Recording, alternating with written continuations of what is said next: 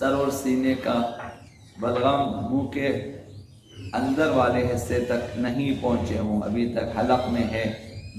منہ کی فضا تک نہیں آیا، اگر نگل لے کوئی حرج نہیں ہے، روزہ باطل نہیں ہوتا۔ اگر منہ میں آ جائے، منہ کی فضا میں آ جائے تو واجب ہے کہ اسے تھوکیں اور نگلنے سے پرہیز کریں۔ دوسرا مسئلہ یہ ہے کہ مغرب ہونے میں شک ہو تو افطار کرنا جائز نہیں ہے۔ مغرب کا وقت ہونے میں ابھی آپ کو یقین نہ ہو، شک ہو کہ مغرب کا وقت داخل ہوا نہیں ہوا، تو اس شک کی حالت میں افطار کرنا جائز نہیں ہے۔ تھوڑی دیر انتظار کریں کہ یقین حاصل ہو جائے کہ مغرب کا وقت داخل ہو چکا ہے، پھر افطار کریں۔ تو شک کی حالت میں افطار کرنا جائز نہیں ہے۔ تو اس سلسلے میں کہ اگر جان بوجھ کر ایسا کیا شک کی حالت میں، قضا اور کفارہ واجب ہے۔ قضا تو معلوم ہے کہ ماہ رمضان کے بعد ایک دن اس کی قضا کرنی ہے اور پھر 2 مہینے روزہ رکھیں گے، یا پھر آپ 60 مسکینوں کو کھانا کھلائیں گے۔ ایک روزے کا کفارہ یہ ہے۔ تیسرا مسئلہ یہ ہے کہ اگر کوئی روزہ دار کسی غیر قابل اطمینان شخص کے کہنے پر افطار کرے، ایک جو ہے ناقابل اعتبار ناقابل اطمینان شخص ہے، اس نے کہا مغرب ہو چکی، آپ جو ہے افطار کریں، قابل اعتبار نہ تھا، اور انسان نے افطار کر لیا، بعد میں پتہ چلا کہ مغرب کا وقت داخل نہیں ہوا تھا ابھی تک، تو پھر بھی اس پر قضا و کفارہ دونوں واجب ہے۔ رمضان المبارک کے بعد ایک روزہ قضائی اور پھر یا 2 مہینے روزہ رکھیں گے یا پھر 60 مسکینوں کو کھانا کھلائیں گے، پیٹ بھر کر کھانا کھلائیں گے۔ تو یہ لہٰذا قابل اطمینان شخص جب تک گواہی نہ دے، ہر کسی کے کہنے پہ افطار نہ کریں، روزہ خراب ہو سکتا ہے۔ چوتھا مسئلہ یہ ہے کہ بھولے سے کوئی چیز کھا لے، کوئی چیز پی لے، روزہ باطل نہیں ہوتا۔ انسان کو 11 مہینے کھانے پینے کی عادت ہوتی ہے، تو انسان بھول جاتا ہے، ایک لہجہ جا کے گھر میں پانی پی لیتا ہے، یا مثلا کچھ لوگ نسوار کے عادی نسوار منہ میں ڈال لے، کچھ لوگ مثلا سگریٹ کے عادی سگریٹ جلا لیتا ہے، یا مثلا کچھ لوگ کسی اور چیز کے عادی وہ کھا لیتے ہیں۔ تو بھولے سے ایسا کرنے سے روزہ باطل نہیں ہوتا، یاد آ گیا بس چھوڑ دیں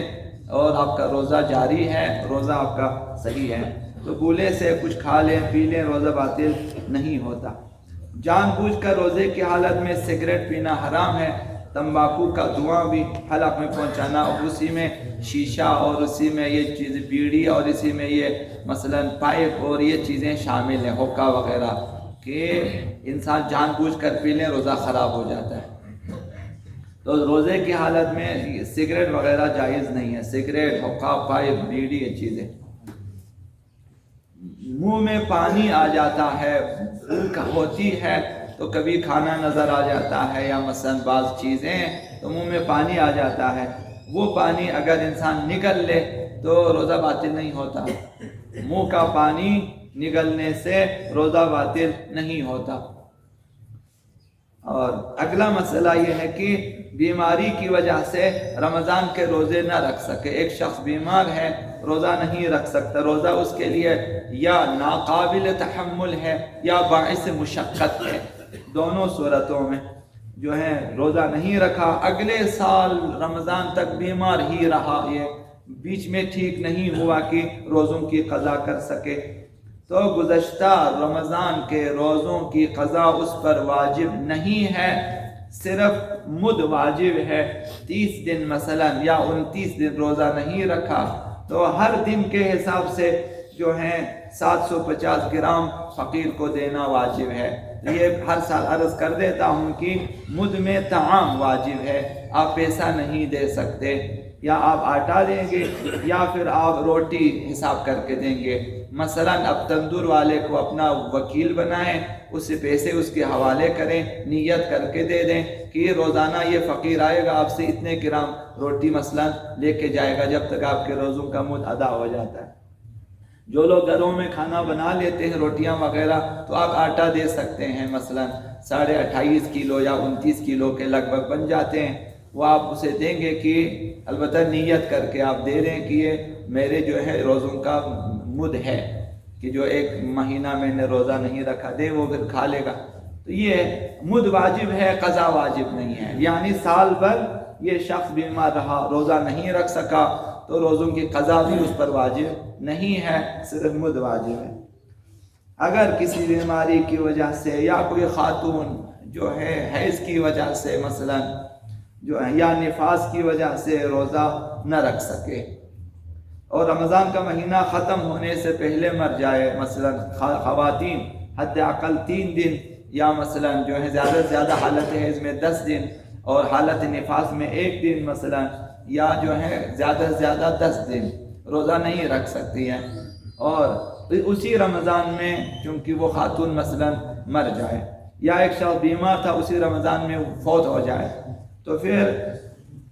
اس پر روزوں کی قضا واجب نہیں ہے۔ ایسا نہیں کہ بعد میں کہیں کہ یہ چونکہ اولاد سے کہیں کہ جو ہے میرے روزوں کے لیے مثلا کسی کو جو ہے اجیر بنائیں کہ وہ روزوں قضا، ضروری نہیں، اسی رمضان میں فوت ہوا اس رمضان کے روزوں کی قضا ان پر واجب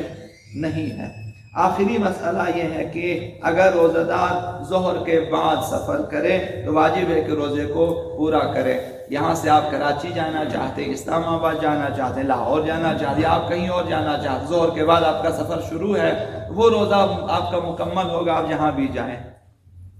تو آج اگر آپ نے روزہ رکھا ظہر کے بعد، ابھی آپ جانے سفر میں، تو جہاں بھی آپ جائیں، یہاں سے بے شک آپ سعودی عرب جائیں، یہاں سے آپ ایران جائیں، جہاں بھی جائیں آپ کا روزہ آج کا مکمل ہے۔ پھر اگلے جو روزے ہیں وہ آپ کے قصد اقامہ پر ہے، کہیں اگر 10 دن ٹھہرنا ہو اور قصد اقامہ ہو تو آپ روزے رکھ سکیں گے، ورنہ پھر آپ وہاں روزے قصر کریں گے۔